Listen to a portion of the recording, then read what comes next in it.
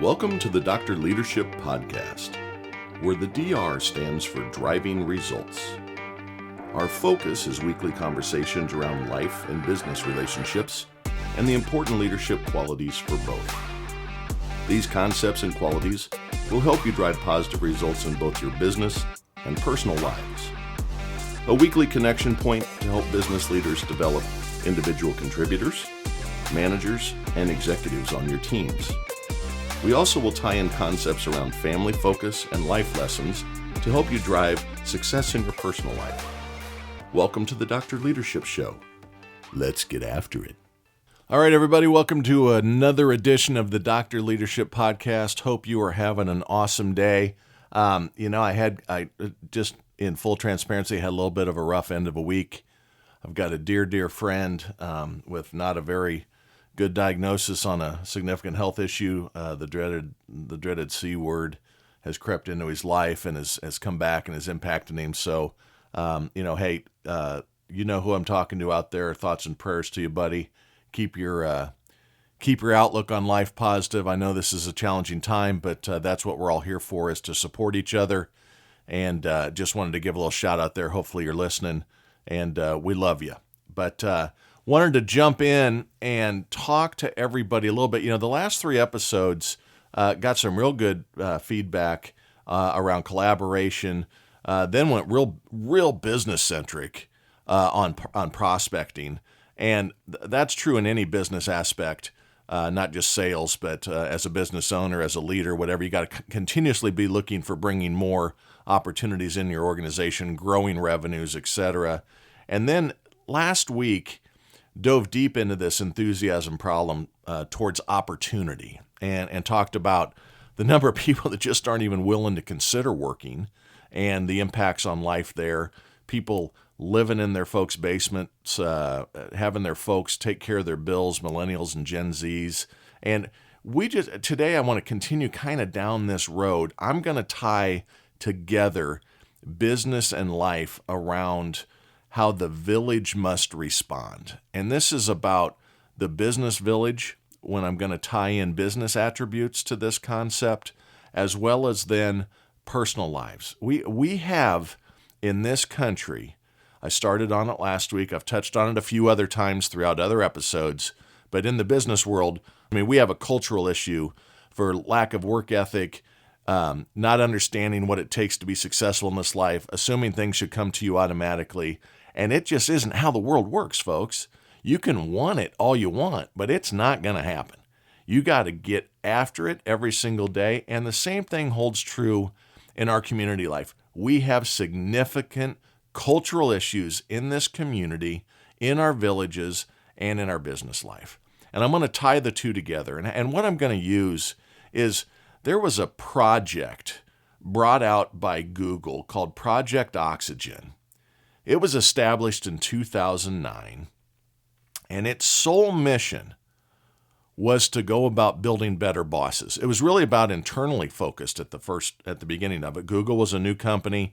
Newer company. They were trying to get their legs underneath them. How do we make this thing kind of roar? And a great article inside of Inc. magazine went back and looked at this. The article was written by Marcel Schwantes, and that's Schwantes. Short article, just with 8 points, but it really had me thinking about how you can tie these concepts together to both our personal lives, our village away from work, and then the village at work as well. And what this study did is that it was called their People Innovation Lab. And big fancy term, I like the term, but they dug in real deep on data. And I've said before, we cannot lead our communities and our businesses with emotion. We must use data. Not saying don't be empathic, not saying don't be caring. That's not, don't misinterpret what I'm saying, but decision-making and expectation setting and things needs to be focused around a database subset of information to be successful. Feelings don't make the world go round and don't make things happen alone. You have to have data behind it. So they looked and came up with 8 key steps, basically, on how to build a better boss. And I'm going to tie those in on how the exact same things, these 8 items that they came up with, are needed in our communities too. And how they develop these 8 items or these 8 key performance or characteristics is they spent a year data mining. And what they did is they dug in to performance appraisals inside of businesses in their own business. They looked at employee surveys. They looked at interviews with managers and nominations for top manager awards to look for those key consistencies. And what the article basically said, I mean, it was 2.5 paragraphs, but really got my juices flowing. I'm always excited to talk on the podcast, but I was really kind of jazzed up today because there's been a number of things going on in the news that I was just like, this is a perfect tie-in, at least in my opinion. You be the judge.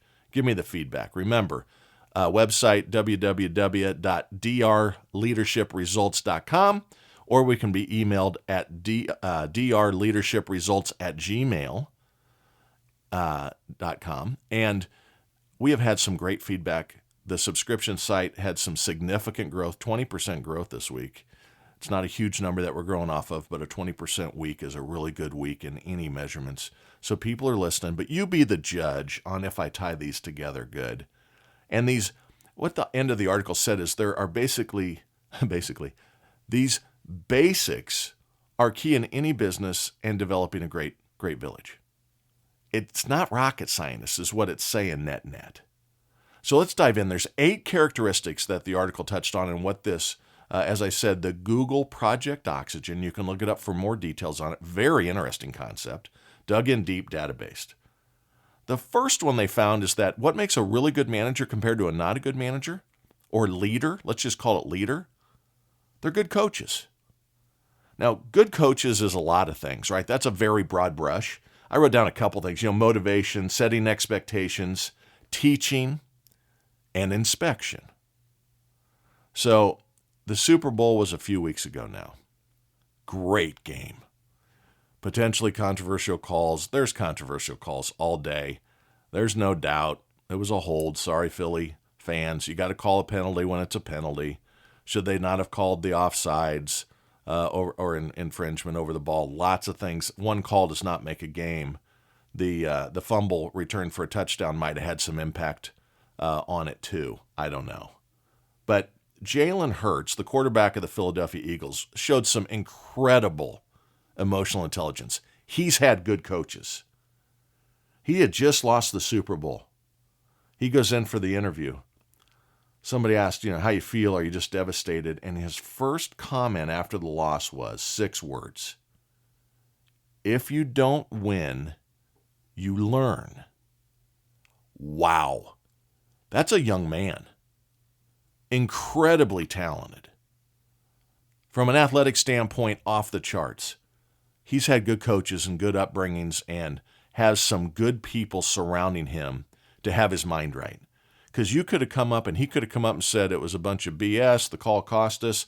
He was pretty humble because he did have the fumble.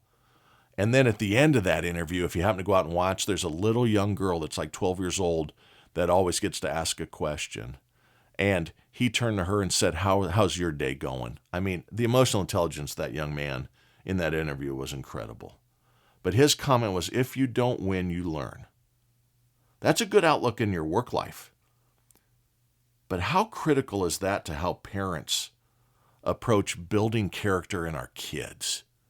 Think about how life doesn't go always your way. As a leader, you must always be coaching. And in your personal life, it's no different too. Coach the kids, the less fortunate, the downtrodden. Engage with them. Let them know that it's not always going to go your way. No, you can't have candy when you're in the supermarket checkout line. They start to flip out, you walk them out. You don't always get your way. In life, it's not always about your rules or the thing that is your choice first. We have to understand that some days are our days, some days are other people's days, and we need to be happy and healthy about when it's good for other people. Cheer on your friends. Don't wish ill on others so you are the ones that are getting the awards. This is an important aspect in life and in business. Be a good coach. Interact with your neighbors' kids. Interact with your neighbors. Interact with people you don't see on that you don't know that you see on the street. I'm not saying you start going into a coaching mode, but just be optimistic, be motivating. But as a leader and as a parent, make sure the inspection part's going on. The second thing they talked about was what a good leader, the difference between it was they empower their teams and don't micromanage. Now, this is an awesome concept. First of all, if you want to be a good leader, you have to trust those members of your team that are in a subordinate position. As I've said before, if you don't trust them, two things are happening. You have the wrong outlook towards your people and you're trying to be a micromanager, or you got the wrong people. Either you have to change or they need to change. If you look down and they're getting the results, it's probably not them. It's probably your outlook. But trust is killer. You got to develop trust. Let the team be able to call some audibles. Give some rope. Don't give them, I've always said, I'm going to give you rope until you hang yourself. Then we know we've reached the edge of your responsibility characteristics, and we're going to suck it back a little bit. But build acumen at the street level. As a parent, think of it this way. Don't helicopter parent. Drives me absolutely batty when you see parents coddling teenagers, coddling young adults, 23, 24. Don't answer all their wants or questions. Let them figure it out. How did you do it? How did we do it? I certainly didn't have my mom and dad when I was off on my own as soon as I got done with school. Hey, here's your insurance card. Here's who you call to turn it over to your bill. Here's, go find a place to live. Hopefully everything's good. If you have a serious accident or something, call us. Come over for Sunday dinner. But other than that, they weren't that engaged with your daily life. You got to figure it out. It builds future leaders as a parent, as a village. Set expectations on your young people. I read an article this week, and I can't find it. I looked because it's a great tie-in. And it's about how these parents are just coddling and staying engaged. And the story was a large organization had made a job offer to a young lady that deserved the job offer in their minds. Characteristics fit, education fits, skill set, they've gone through the process. They make the formal offer on the phone, and the lady that makes the offer says, "Do you have any questions?" The young lady says, "No, I don't, but my dad does. Hold on, he wants to talk to you." What? You got to be kidding me. What? The dad gets on and starts asking questions about benefits. One of the questions he asks is, can she be late for her first day of work? No, but why am I talking to you? They aren't trying to hire the dad. If you are a parent out there, an aunt, an uncle, or anything, and your child, niece, nephew asks you to get on the phone with the company that's offering them a job after the job's been offered to ask some questions, you are failing as a parent or uncle, aunt, whatever. Kids need to be comfortable being uncomfortable. It's okay to ask questions. I don't know what question to ask. Now, the HR person in this story actually talked to the father for a couple minutes, was on their heels so much, was so surprised by the concept of even being asked to talk to the father that she did not respond appropriately. She said, what I should have said is, we only talk to the people we're offering the role to. We'd be happy for her to discuss with loved ones and people that of influence that she respects, and she can call us back with questions. If you'd like to put her back on the phone, I will be happy to talk to her. But I'm not talking to you. Are you kidding me? What a failure. What a helicopter approach there. I remember when my kids were going out into the world and get ready for interviews. What should I ask? Well, I don't know. What would you think you should ask? I start with a question back. I at least force them to start to think. Well, I suppose, pay, but I don't want to ask them how much the job pays. So you're just going to accept a job without knowing if it fits the needs from a budgetary standpoint for you? No. Let's think about in the business world. You don't micromanage them. Your salespeople don't come in, or your division leaders or your team members don't come in and ask you how they ought to respond to something that they should be able to handle. Remember, we don't take monkeys off other people's backs. We don't take their problems or their questions. We set expectations. If we've given the training and given the feedback and given them the capabilities in which to handle this, they need to go handle it on their own. You do need to be protective of your children at young ages, especially through the teen years. I'm going to talk about a few things here in these concepts in just a minute about some of that stuff. But at 22 or 23 years old, or living in your basement at 30, if they're living in your basement at 30, my first statement would be, how many resumes do you have printed out? I want you to drop these off this week. Don't come home until you've done it. And in 90 days, you need to have employment and be out on your own. There's 11 million jobs open in this world around trades. Anybody can get involved in that. There are so many jobs available because people don't want to work. Anyone can go find employment. Anyone can go get a well-paying job right now if they want to. Don't helicopter parent.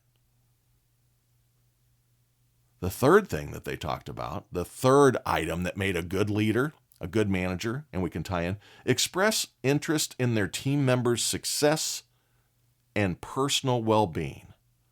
This is going to tie in with the next one in one way too, but you have to be interested in your people, and you want them to be successful, and you want to give them mentorship and direction. You want their personal well-being to be good. That's why we have an employee assistance program, an EAP program. If people are fighting something at home, going through a divorce, medical issues, my buddy that's got cancer that he's fighting, there's programs there to make sure their well-being is as much supported as possible. That's a really, really good thing. But now let's talk about the village and what we're accepting in our communities today.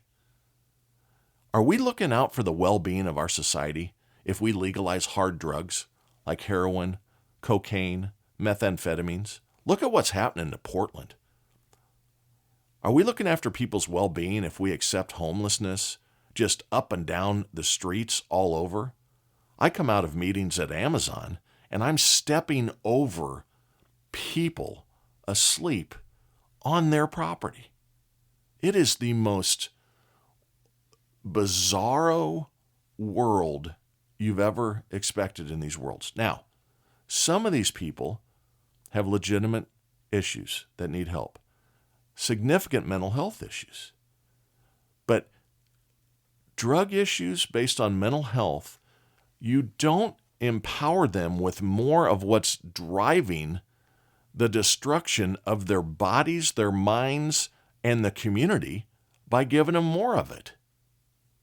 So let's think about how you would handle this around alcoholism.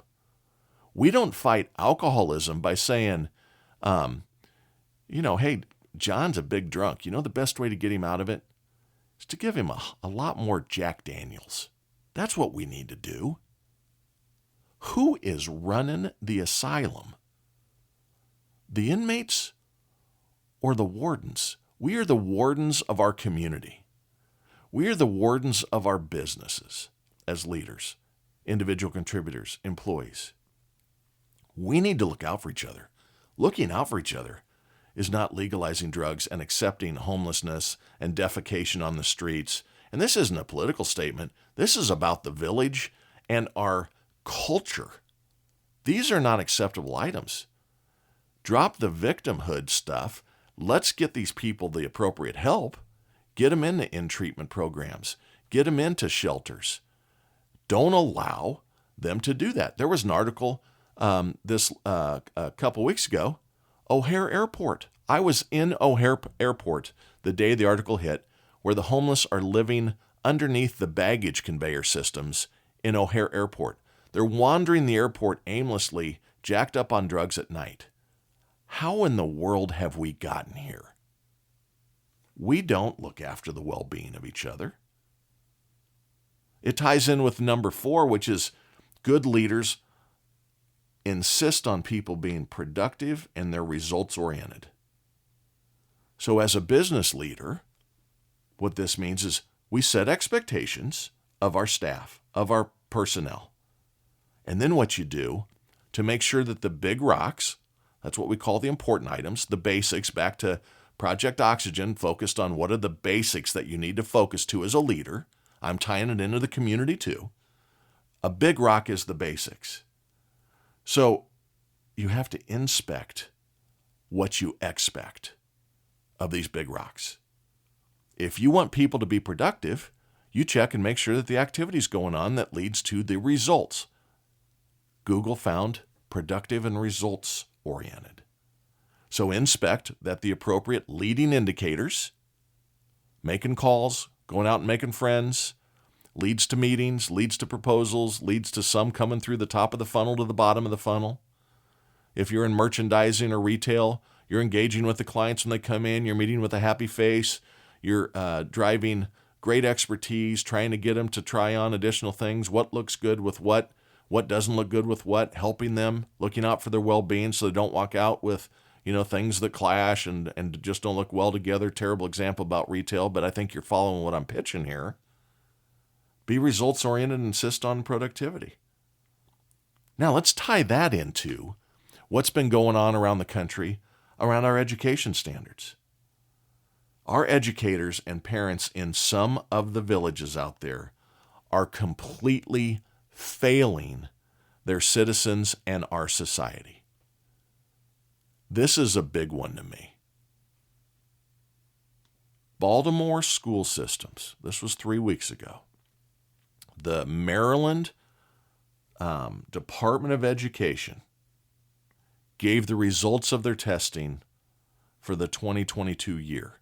Now remember, majority of the year, everywhere was back in classrooms. I understand the blip and the terrible things that happen to our children's education capabilities and progress due to COVID. Remove that. No excuses here. This is just data. In the Baltimore school systems, the educators are failing and the parents are failing. In the 2022, this just makes my stomach churn. When they looked at the scores for proficiency, and this was from 3rd graders through 8th graders, 3rd, 4th, 5th, 6th, 7th, 8th, 6 years of education coverage, all totaled in 7% in all of Baltimore schools of all 3rd through 8th graders could do math at grade level expectations. Now in 3rd grade, that's like you're learning your multiplication tables. 5 times 5 is 25, always has been, always will be. We changed education approaches 20 years ago, and they're failing. Go back to phonetically teaching reading. Go back to learning real math, not new math, where you're using averages and 9 steps to understand 9 times 9 is 81. You memorize it, you move on. 10 times 10 is 100. You memorize it, move on. 100 times 100, you add another set of zeros, you move on. 7% of all 3rd through 8th graders could do math at grade levels. That means 93% can't. Now, even worse, that was the best. 23 schools in Baltimore, 3rd through 8th grade, 23 schools. 0 students proficient at math. 0. Now, that is an absolute unacceptable situation. I am angry at the teachers. You can't fail any more than that. That is, these people, these educators should all be moved out. Clean house, bring in new ones. I know that that is an impossible step to take, but that's the type of steps that need to be taken. And now to the parents about this. Remember, we're talking about productive and results-oriented. Society requires that in business and in personal life. Be a leader of your community. Do not accept this. Parents, I don't care if you have to work 2 jobs. I work 60 to 80 hours every week. When my kids were young, I'm not saying I'm perfect, but prioritization of what I did my time on, I would spend an hour every night with my kids to ensure their homework was done and to answer any questions on if they weren't clear on a subject. Read with them. Sit down. Have them read to you. Inspect what you expect. As a parent, do you not expect your third grader to be able to read simple C-spot run books? They're never going to get out of the situation that you're claiming is holding them back if you don't set expectations. Our communities will not progress. It used to be, as a parent, a grandparent, you wanted to put your kids in a position better than you had it. Not being able to read, write, or arithmetic is not setting them up to be able to do better. Same with your business environment. Set the expectations that you are going to be productive and results are going to come, or you aren't going to be part of the team. Now, here's the crazy part about this. Let me boil down the Baltimore school thing a little bit more for you. We just need to put more money at it. $21,606 per student is the Baltimore school budget for 3rd through 8th graders. It's actually for all students. $21,606 per year. Do you know that's more than 95% of the 4-year colleges for tuition and the meal plan? Remember, these students live at home, so you don't have the room and board. We are spending in Baltimore, those parents, those taxpayers are giving $21,606 per student, and they can't get more than 7 out of 100 to be able to add 5 plus 5. 23 schools, they can't get 1 at 3rd grade that knows 6 times 6. This is unacceptable, folks. You could send them to George Washington University. You could send them to the University of North Carolina. You could send them to Maryland, paying PhDs to engage with your students, your children, from 3rd to 8th grade for $21,606 a pop. How did we get here? Parents, you're just as much at fault. I don't care. Like I said, 2 hours, 2 jobs, too many jobs, too few hours. You've got to help. You've got to dedicate the time where it's needed. If you want to get your kids out of the terrible situation you're in, move from Baltimore. First of all, this has been going on in Baltimore for 20 years. The inner cities in lots of places are perpetuating this. Same thing in your business environment. If you aren't expecting results, if you aren't empowering people, if you aren't using these steps, you're not going to change what is going on in your business environment. Why would you accept it for our children, your children? The next thing they talked about was good communicators. This is for good leaders. Remember, what separates good leaders from bad leaders? In the business community, good communicators, and they listen to the team. Yep. 2 ears, 1 mouth. Use them in proportion as a leader. Now I'm going to tie this back to the school stuff for a second. My sister ran a school board in Texas for 9 years. My sister-in-law was president of the school board in West Des Moines. We practice what we preach. We engage. We give as many events as possible. I know that can be challenging at times. You know what's really causing this? Single-parent households. Terrible, terrible situations here. We're not going to give these kids a fair chance. They will go find bad things. Social media, if there's not a dual parent in the house, they're going to find bad. Let's say there's no father. They're going to find bad father examples. That's how you get them into gangs. That's how you get them into crime. That's how you get them into petty crime. This is all colors, all creeds. Good communicators. My sister said this. The most important 30 minutes of the day with her children was the 30 minutes once she picked them up or once they got home from school. What a great concept. What did you learn today, Susie? What is your homework load tonight, John? There is no TV or video games until we determine how much time is appropriate to complete your homework so you pass the math proficiency test. So you can go from 4th grade to 5th grade. The sad thing is these teachers in these inner cities are moving the kids on because they don't want to face the problem. They feel bad. The social impact of holding them back will have an impact on them. Hold the whole class back if they can't read. Quit trying to be their friends and start being their leaders in the community. Same with your employees. You got to prioritize time. Was there any social interaction issues at school today? That's where you find out about bullying. Everything going okay? Anything the teacher said to you today that doesn't line up with our concepts at home? Are they telling you to do something that does not make you feel comfortable? Talk to your kids. Talk to your employees. The employees are so much closer to the street, they're going to improve results because you aren't as close to the street. You aren't as close to the customer if it's a retail environment, walk-in environment. Talk to your employees, develop plans to continue to develop your company by communicating with them. Number 6, help with career development, mentorship. This is no different in business or in the community. Same with the kids. Expose them to positive reinforcement. Expose your employees to positive growth mechanisms. Build acumen. Dictate on your kids who they can hang with and who they can't. I've said that before. You can see trouble rolling in the driveway or on the front stoop when you open the door and you see who your kids are hanging with. Correct the action immediately. I'm not your friend, I'm your father. I used to say it all the time to my girls because I loved them so much I wouldn't let it happen. And I didn't get it all right. I was that way and still miss things. So if you don't care, you're going to miss a lot of things. Same thing in the business environment. You have to care for your people. You have to help with career development. You have to mentor.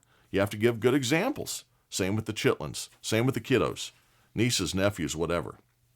Number 7, they said, you got to have clear vision. You got to understand strategy.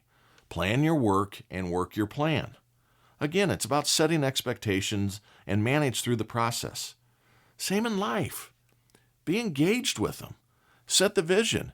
Hey, Sue, the reason you have to do your homework is I want you to be successful. You say you want to be, you look on TikTok, I want to be a millionaire and have yachts and cars and I want to have diamond rings and all that. Guess what? That doesn't happen without hard work. You're thinking about the wrong things right now. First of all, Sue, Jimmy, John, I'm going to be an NFL player. More than likely not. Let's practice real hard. But how about we learn to read and write too? Maybe end up being the owner of the team instead of the quarterback. Set expectations, have a clear vision, develop a strategy in your work, for your employees, and for your people. And then the last thing they talked about in the article, again, it was in Inc. magazine by Marcel Schwantes, great article. They have the good leaders versus bad leaders. They have technical skills that help them advise the team. So as a leader in the business world, you have to make sure you have relevancy to them. The way you create fellowship in your business world is that your people feel that you would be a good attribute in front of a customer, that they see you do good things, that they aspire to replicate things you do. If you're always leading crappily, they aren't going to aspire, you aren't going to get fellowship, you aren't going to get the results. You're going to fail as a leader. In life, this is experience, right? In life, your kids, you let them know the reason they learn to read and write is so they don't end up, and there's probably an example down the street, or the homeless problem, you're walking by and the people twitching because they're jonesing on their drugs. Do you want to end up like that? Then we're going to concentrate on our studies. I was in London, so talking about experience here.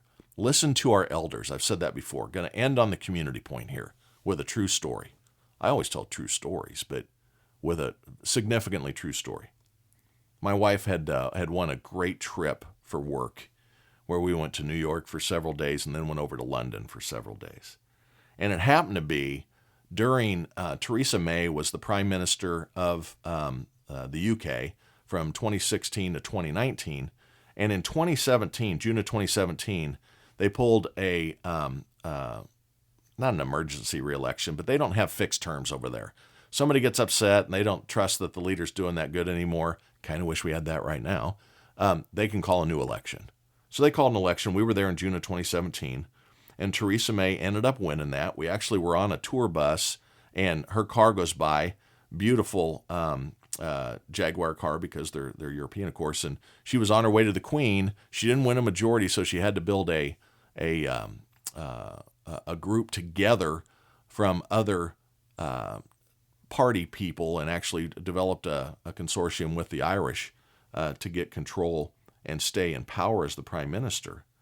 But our sightseeing guide was very politically savvy. Went through a lot of history with us over the week that we were there talking about things. And London is awesome. If you ever get a chance to go, it is absolutely awe-inspiring, beautiful. Love the people. It's great. But one of the things he said is he was not real happy about the outcome. He was a little more left of center than I am. I'm right of center. Doesn't matter. Again, this is not a political podcast, just kind of giving you what the lay of the land was for this conversation. Socially, I'm left a lot, but from a responsibility, accountability, and those types of things, I expect people to work for a living. So he was a little upset at the outcome, and I said, why are you upset? He says, well, conservatives, or the people that voted for Theresa May, are predominantly older. And the people that voted against her for another party candidate, the Labour Party candidate, are younger. Like that was a benefit. And I said, what do you mean by that? He goes, well, the older people, they don't have to live with the choices they make and the outcomes because of those for as long as the younger people. So they don't have anything in it. They don't have to live with the repercussions. And I said, hey, have you ever thought of it this way? Maybe the elderly are conservative and vote the way they do today because of experience of living through what your voter group almost did already. They know that ain't the way home. If you look at the elderly and dismiss them or are dismissive of them, if you look at leaders in your company that have been there a while and poo-poo them and think that you have it all figured out, you don't. Experience is a critical aspect in both business success and village success. I want you all to embrace your work life and attack it and look for ways in which to collaborate, ways in which to communicate, set expectations for each other, hold high standards, and in your personal lives, get engaged with your kids, your grandkids, your neighbor's kids, your spouse, your significant others, boyfriend, girlfriend, whatever it is, and hold each other up. Let's get control of our culture again, that we are going to be great, we are going to be healthy, we are going to not accept rampant drug stuff everywhere, kids not able to read and write. Are we really going to allow our emotions that, oh, woe is them, and accept this stuff? That's bigotry of expectations. I expect everyone. I think everyone can be the President of the United States. I think everybody can read and write. I think everybody can not have to have heroin handed out to them on the street corner because we feel bad for them. And the number one thing I believe is that you're all awesome. Keep that shit up. Talk next week.